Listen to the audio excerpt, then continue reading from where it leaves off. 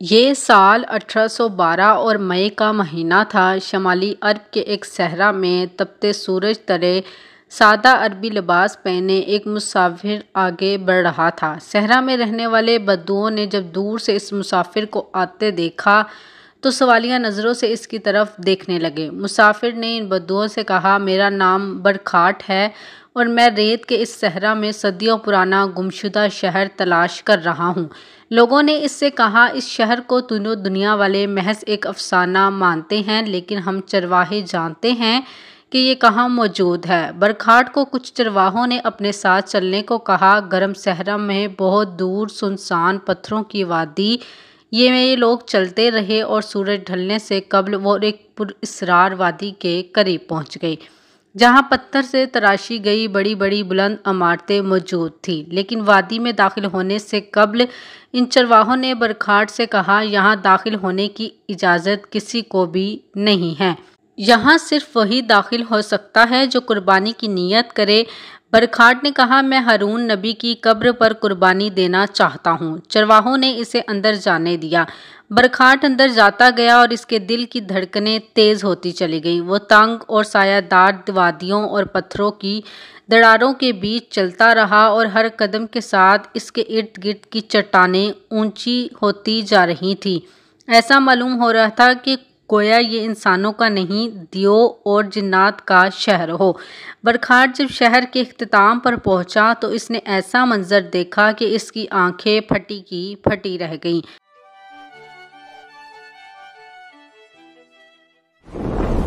ہماری یہ زمین نہایت ہی خوبصورت ہے اور انسان زمانہ قدیم سے اسی کوشش میں لگا ہوا ہے کہ وہ اپنے رہنے کے لیے عمدہ سے عمدہ جگہ بنا سکے۔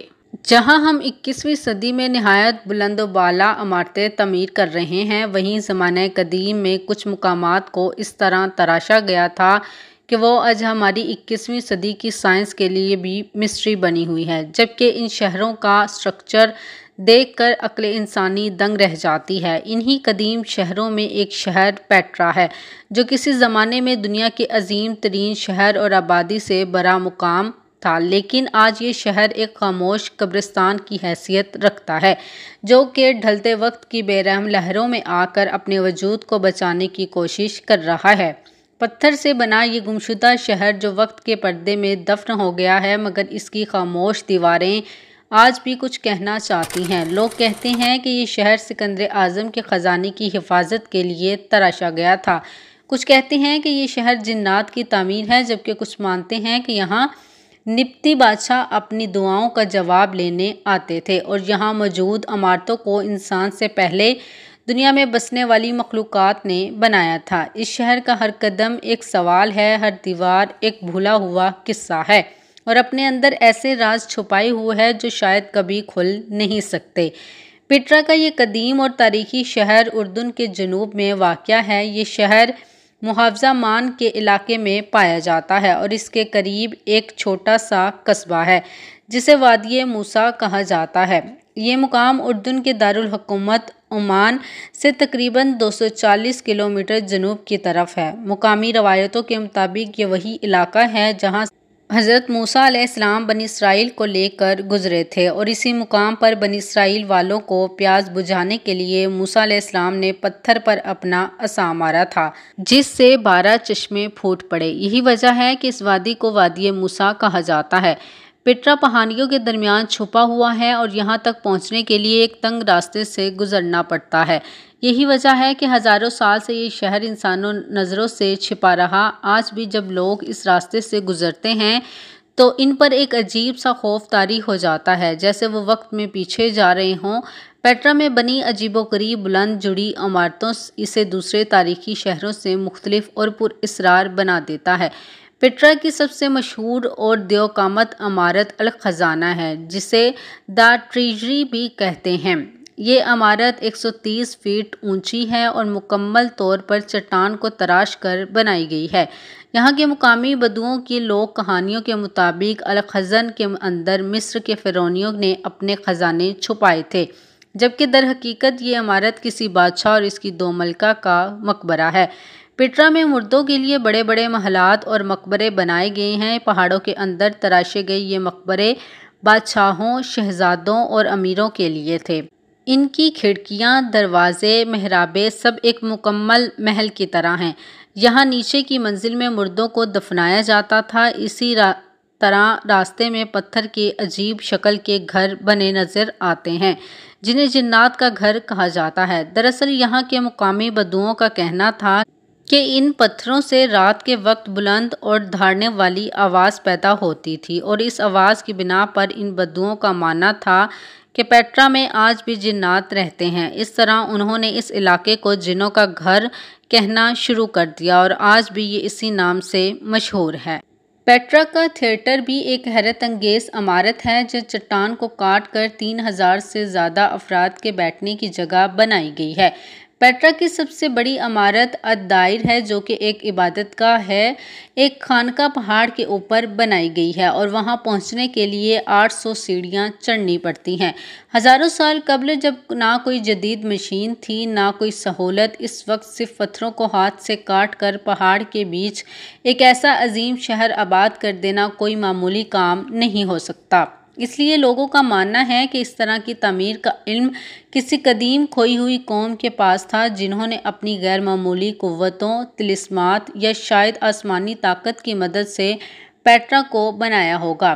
اگر ہم قرآن پاک کا مطالعہ کریں تو اس میں ایک ایسی قوم کا ذکر ہوا ہے جو پہاڑوں کو کاٹ کر اپنے لیے گھر بنایا کرتے تھے۔ تاریخ میں اس قوم کو قوم سمود کے نام سے یاد کیا جاتا ہے۔ قوم سمود کا علاقہ دراصل موجودہ سعودیہ عرب کے مدائن میں موجود تھا جہاں آج بھی پہاڑوں میں تراشے گئے گھروں کے آثار موجود ہیں۔ لہٰذا کچھ محققین کا یہ خیال ہے کہ پیٹرا وہی جگہ ہو سکتی ہے جہاں قوم سمود نے کچھ وقت گزارا ہوگا یا ان کے بعد آنے والی اقوام نے ان کی طرز تعمیر کو اپنایا ہوگا اور انہوں نے یہاں تعمیری کام کیے۔ مورخین اس قوم کو نباتی کہتے ہیں۔ نباتی ایک تعلیم یافتہ قوم تھی لیکن عجیب بات یہ ہے کہ ان کا اپنا لکھا ہوا کوئی بھی ریکارڈ موجود نہیں ہے۔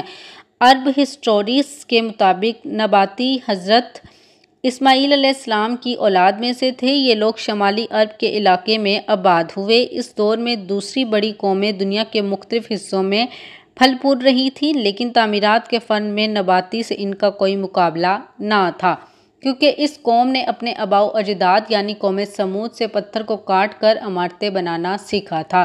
عجیب بات یہ ہے کہ نباتی لوگ نے اپنی ایک الگ تحریری زبان استعمال کی لیکن ان کی اکثر تحریریں آج بھی مکمل طور پر نہیں پڑھی جا سکتی۔ انہوں نے ان تحریروں کو لکھا ہی کچھ اس طرح ہے گویا ان میں کوئی راز چھپا ہو۔ ان کی سلطنت سینکڑوں سالوں تک قائم رہی جو آج کے اردن سے لے کر عرب کے جنوب میں یمن تک پھیلی ہوئی تھی۔ البتہ ان کا مرکزی شہر پیٹرا ہی تھا۔ شروع میں یہ لوگ حضرت اسماعیل علیہ السلام کی اولاد ہونے کے ناطے دین توحید پر کاربند تھے لیکن وقت کے ساتھ ساتھ دوسری قوموں کے زیر اثر آنے کی وجہ سے ان میں شرک کا غلبہ ہو گیا۔ پیٹرا سے ملنے والے مجسموں سے معلوم ہوتا ہے کہ یہ لوگ بھی بت پرستی میں مبتلا ہو گئے تھے۔ پیٹرا کی عبادت گاہوں سے کئی ایسی مورتیاں ملی جن کے نہ چہرے و نہ واضح جسمانی خد و خال اور زیادہ تر بت جو ہیں وہ بلاکس کی شکل میں بنے ہیں، گویا دیکھنے میں یہ کسی روبوٹ کی طرح معلوم ہوتے ہیں۔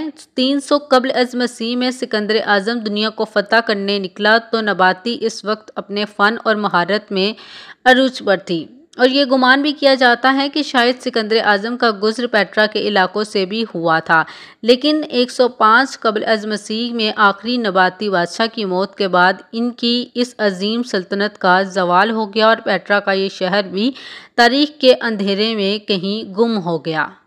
کچھ محققین کا ماننا ہے کہ پیٹرا شہر کی عمارتیں خاص اینگلز پر اس طرح بنائی گئی ہیں کہ وہ مخصوص دنوں پر سورج یا ستاروں کی روشنی سے منور ہوتی ہیں، گویا اس عمارتوں کو بنانے والے ایسٹرولوجی کے کسی خفیہ علم سے بخوبی واقف تھے۔ قدیم عربی روایتیں یہ بھی بتاتی ہیں کہ اصحاب کہف نے اسی شہر میں آ کر پناہ لی تھی اور ان کے غار بھی یہیں موجود ہیں۔ جب اصحاب کہف کو پیٹرا کے کسی غار کے اندر اللہ رب العزت نے ہمیشہ کی نیند دے دی تو اس وقت کے نیک بادشاہ نے یہاں ان کی قبر بنوا کر ان کے نام رقم کروا دیا۔ اس لیے اس شہر کو عرب لوگ رقیم کہا کرتے تھے کیونکہ یہاں اصحاب کہف کا نام رقم کیا گیا تھا۔ بعض مورخین نے یہ بیان کیا ہے کہ پیٹرا شہر میں حضرت ہارون علیہ السلام کی قبر بھی موجود ہے، لیکن اس بات کا کوئی پختہ ثبوت نہیں ملتا ہے اور اللہ رب العزت ہی بہتر جانتا ہے۔ پیٹرا شہر کے باشندوں کا اچانک تاریخ کے منظر نامے سے غائب ہو جانا ایک عجیب و پراسرار سانحہ ہے۔ آخر پیٹرا میں ایسا کیا ہوا تھا کہ یہاں کی تہذیب کی تباہی کی وجہ کوئی آسمانی عذاب تھا یا باہری دشمن کا حملہ یا قدرتی وسائل کا ختم ہو جانا؟ یہ آج بھی ایک بڑا سوال ہے۔ پیٹرا آخر کن لوگوں کی تعمیر تھی؟ نباتی قوم، سمود یا جنات، یا اسے انسان سے قبل کسی مخلوق نے بنایا تھا؟